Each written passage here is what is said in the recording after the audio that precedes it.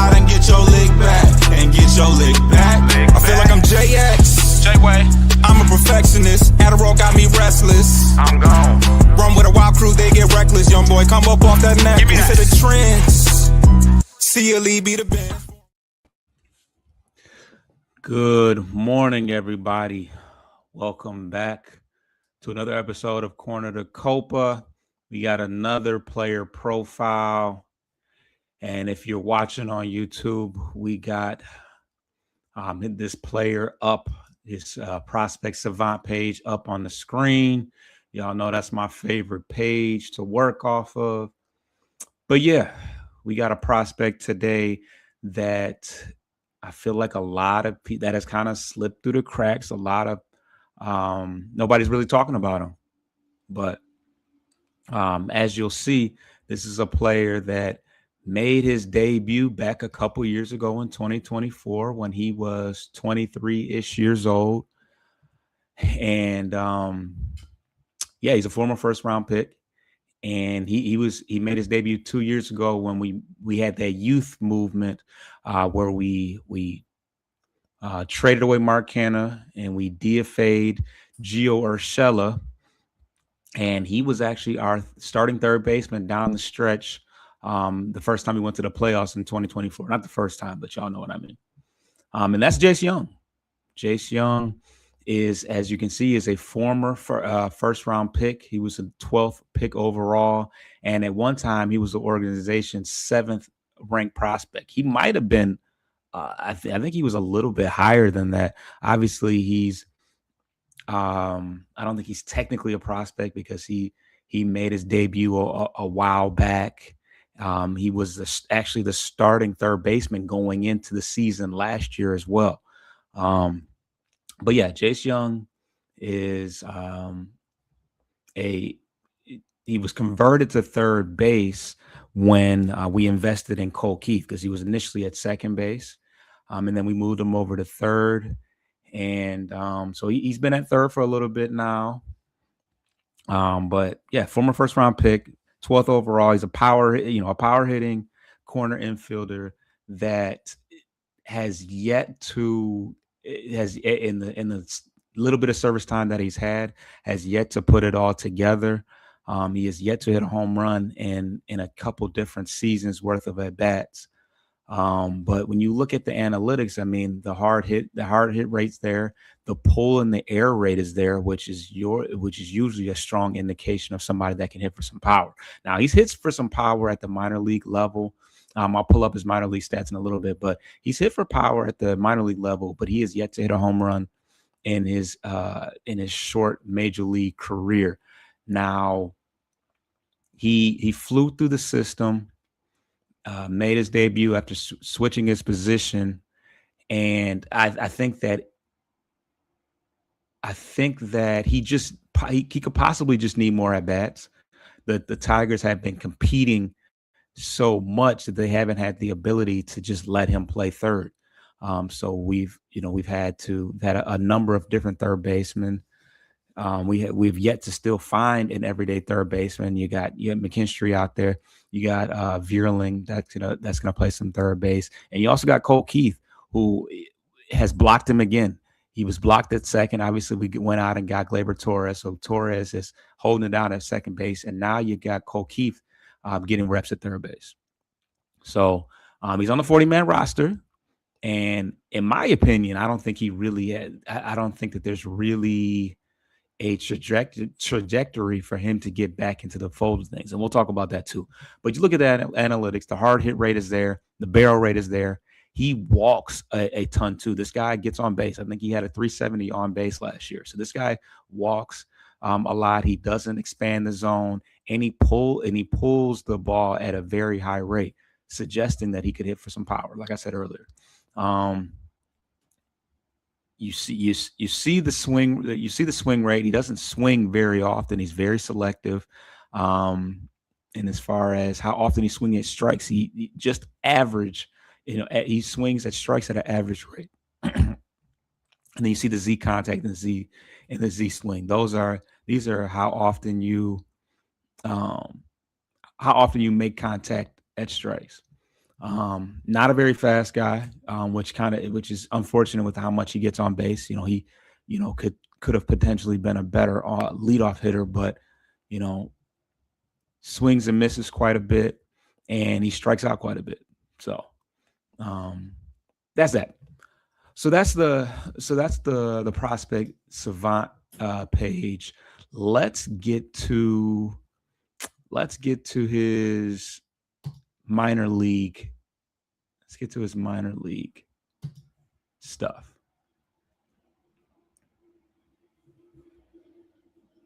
All right. So as I said, he's flown through the system. He tore it up at in Erie and in West Michigan. Had hit 28 home runs in 2023, which put him on a fast track to the major leagues. 2024 had another strong year, 15 home runs and 63 RBIs at the AAA. Was that AAA level?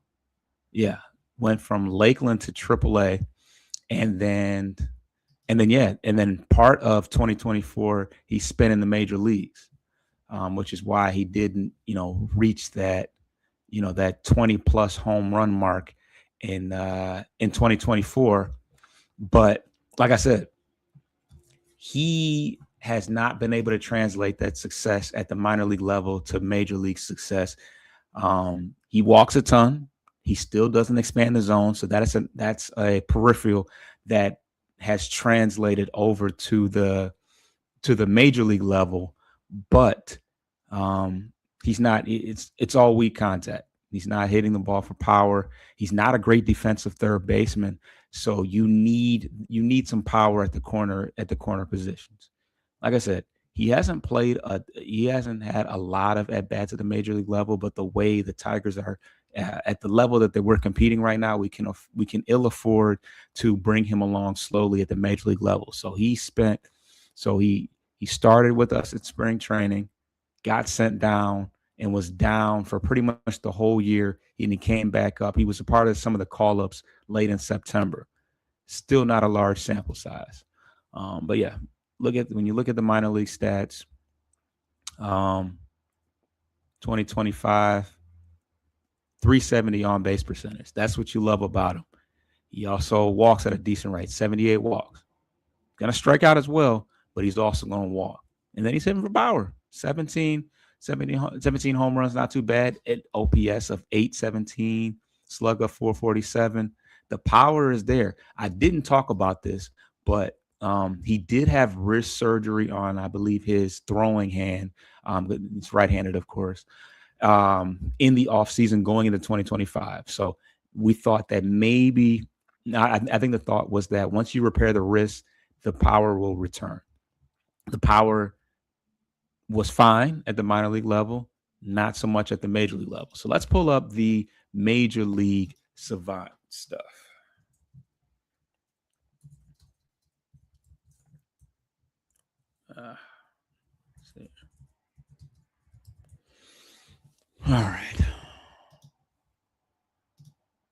All right. So this is his short stint in 2024.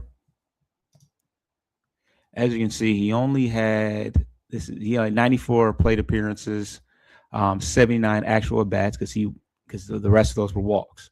He did manage 19 hits, 240, not a bad average, and on base was good because he walks a lot. You see the chase rate, you see the walk rate, but no pop in his bat, none whatsoever. And it gets more interesting. We get to 2025, only 55 plate appearances, 47 actual at bats. Now, the reason why I say it's interesting, walk rate's still high, of course. The chase rate is still where you want it to be. Bat speed went up, which I believe is due to the wrist being, the wrist being repaired or having surgery on the wrist. So the bat speed is there, but he has not hit anything well, from fastballs to anything with spin.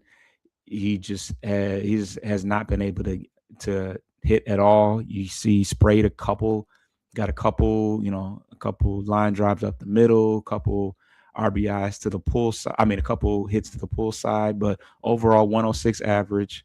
The on base percentage dropped drastically. The slug dropped drastically. Everything did. 342 OPS. So this guy's 25 years old. He's obviously a former first round pick, but there's no indication that he's going to get any better. Right now, he's holding down a 40-man roster spot along with a couple other guys that a couple other guys that probably have more of an outside track to be the starting third baseman. They protected Hyu Lee they protected Hyu Lee in the Rule 5 draft. They also protected Trey Cruz, who plays some infield, as well as who else? I feel like there was another infielder.